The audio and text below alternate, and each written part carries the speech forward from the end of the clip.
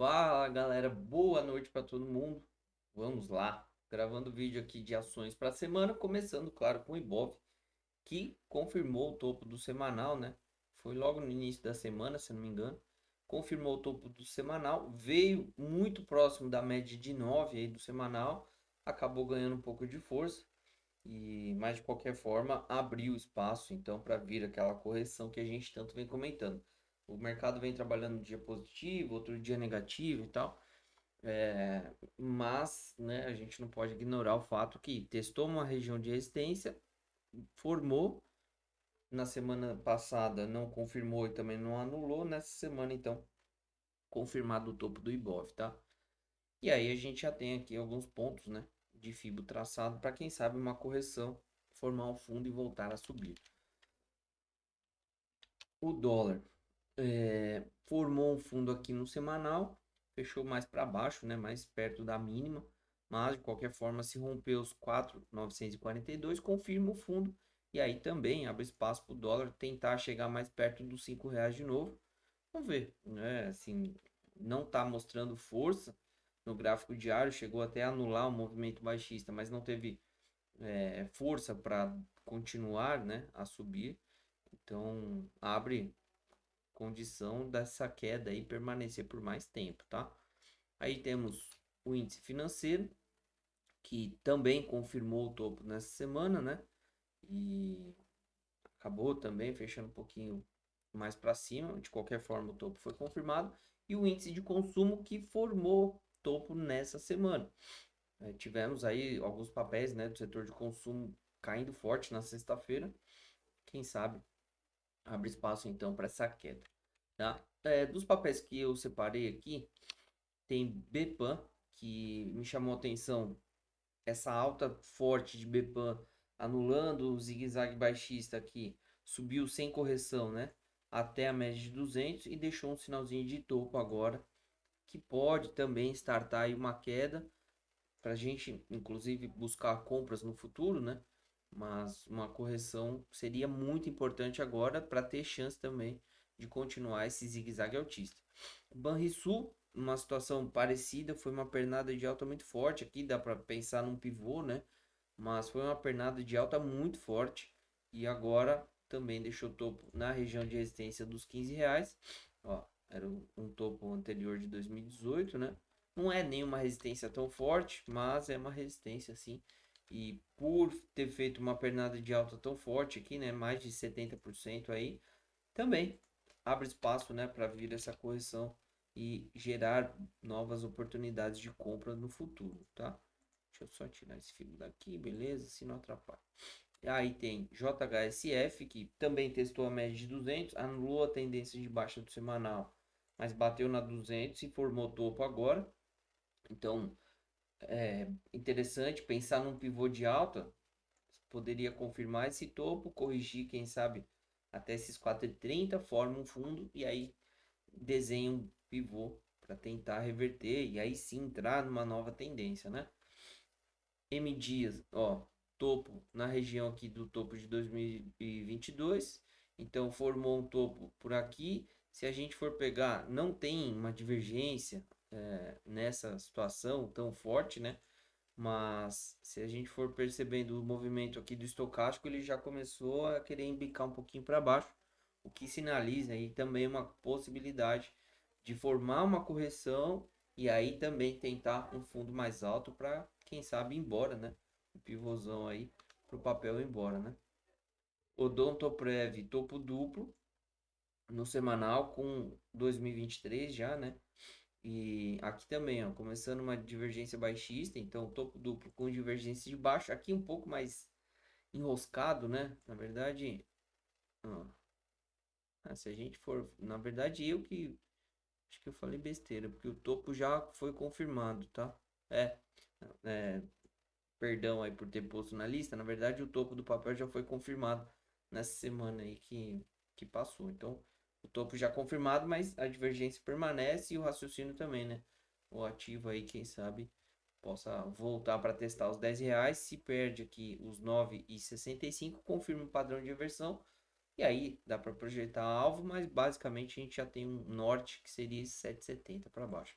E aí a Pfizer lá nos Estados Unidos, fundos mais baixos aqui, a gente percebe, e no estocástico lento, começando também divergência de alta, né?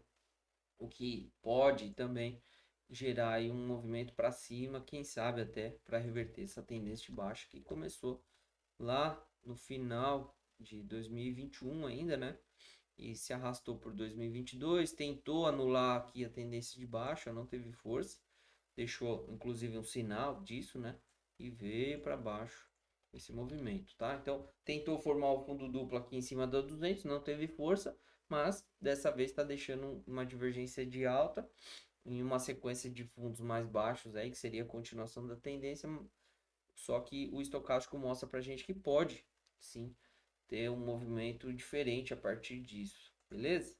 Bom, o que mais que a gente tem? Bitcoin acabou renovando a máxima do ano, mas não está fechando tão forte assim. Então segue naquela linha da máxima do ano aí brigando por ali. Ethereum também acabou dando uma esticada forte essa semana, mas não deu continuidade, né? Tem um alvo aqui nos 2,130 mais ou menos. Binance Coin formando esse fundo aqui na região do fundo anterior, né? Do final do ano passado, começo desse ano aqui, não teve força também, já confirmou o fundo e tal, e não teve força de andar.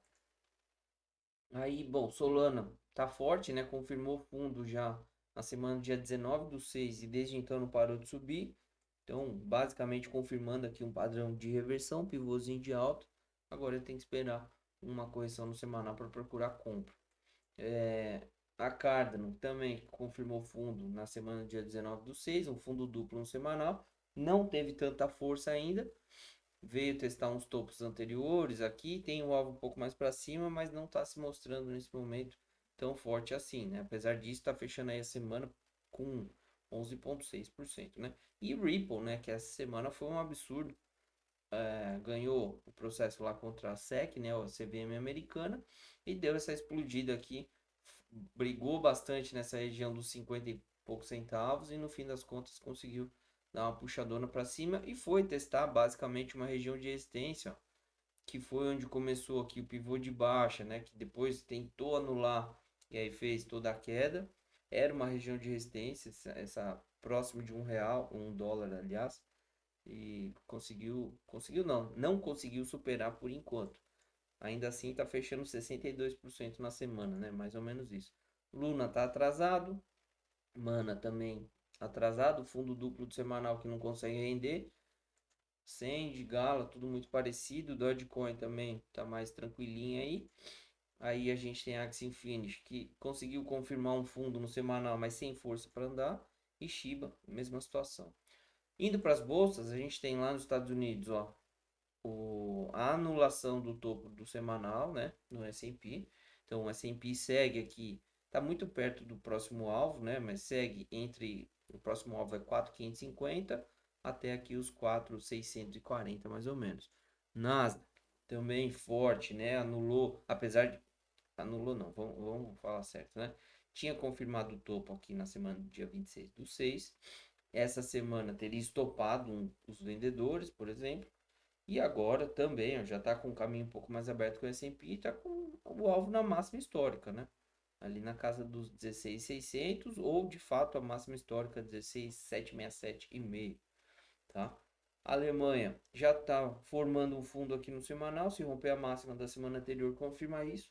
E por enquanto a Alemanha segue muito forte. Eu vinha comentando sobre isso, principalmente no gráfico diário, né? Fez um primeiro pivô de baixo e eu vinha falando, galera, o primeiro pivô nem sempre, o primeiro padrão nem sempre reverte a tendência mesmo, né? Diferente dos livros. Então a gente tem aí uma possibilidade da Bolsa da Alemanha voltar para cima, tá?